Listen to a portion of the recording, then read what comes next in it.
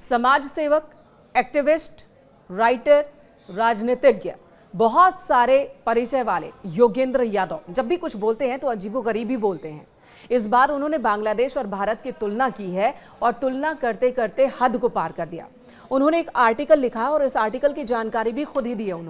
उन्होंने बताया कि कैसे बांग्लादेश और भारत की अगर आप तुलना करें, कमाई की तुलना, औसत कमाई की तुलना, तो बांग्लादेश बहुत आगे है, भारत बहुत पीछे है। उनका ये कहना है।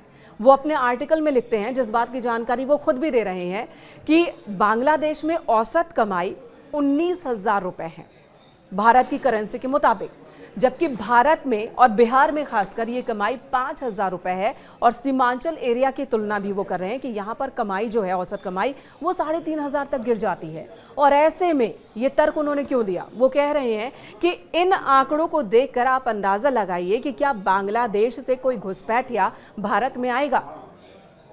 सवाल ये था कि बांग्लादेशी घुसपैठिए जो भारत में खासकर बिहार, पश्चिम बंगाल, असम, वहाँ बड़ी संख्या में हैं और एक बहुत बड़ी समस्या बनते जा रहे हैं, चिंता का विषय बनते जा रहे हैं, नेशनल थ्रेट बनते जा रहे हैं, जिन पर लगातार काम चल रहा है। कई जांच एजेंसियां हैं जिनके इनपुट्स बता रहे हैं कि बड़ी संख्या में बांग्लादेशी घुसपैठिए भारत के अलग अलग हिस्सों में हैं। पहले ये पश्चिम बंगाल, बिहार, असम में दाखिल होते हैं, फिर धीरे धीरे भारत के दूसरे हिस्से में चले जाते हैं।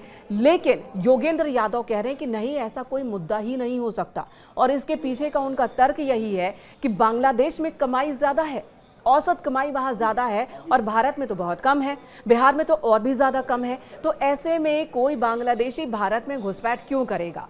वो 19,000 रुपये की कमाई छोड़कर 5,000 या 3,500 की कमाई के लिए क्यों आएगा? अब उनका ये तर्क कितना साइंटिफिक है आप अंदाज़ा लगा सकते हैं।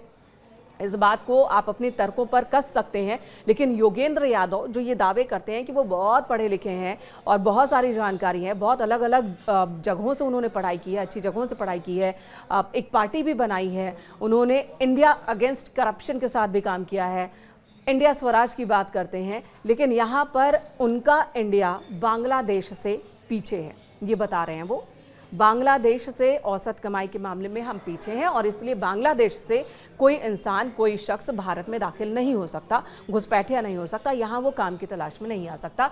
ये तर्क है उनका।